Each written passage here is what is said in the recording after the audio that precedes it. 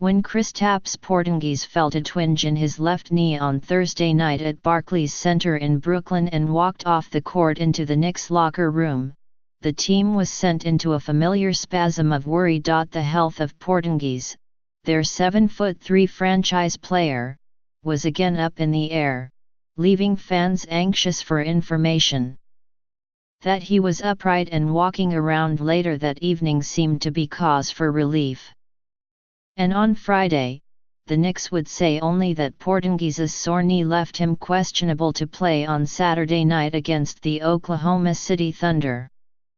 That, in itself, did not sound particularly ominous, although the Knicks did not disclose whether Porzingis underwent any medical exam on Friday. Porzingis said after Thursday's game in which the Knicks beat the Nets that he did not think his injury was serious. Still, in his 2+ seasons in New York, he has given the Knicks plenty of reasons to worry. Just last month, he sprained his ankle, with replays showing it turning nearly perpendicular on the court. It was a ghastly sight, but in the end Porzingis missed only 2 games. When he has been on the court this season, the 22-year-old Porzingis has generally had a major impact. The Knicks are 15-13 so far by comparison. They were 31-51 in 2016-17 and Porzingis has been averaging 25.5 points a game and is third in the NBA in blocks. But there is a continuing concern about injuries. He has missed games periodically since joining the Knicks, sometimes with back and Achilles problems. He spent the summer focusing on strength training and putting on muscle to better prepare himself for the rigors of an 82-game season.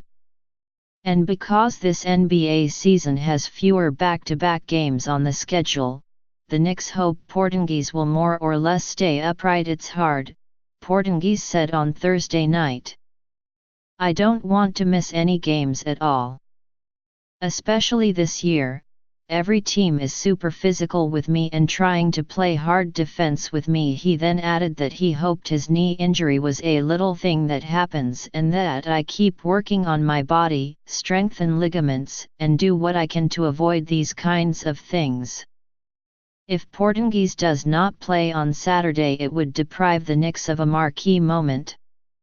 It will be Carmelo Anthony's return to Madison Square Garden after leaving New York after 7 seasons with the Knicks. Anthony has had a tough time in his first season in Oklahoma City, with the Thunder struggling to get above .500.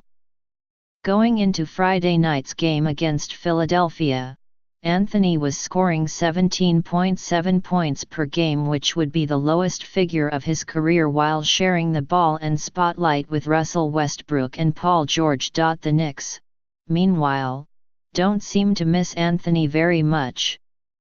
When Porzingis is on the floor, they have a new star they can rely on. Then again, he has to stay on the floor.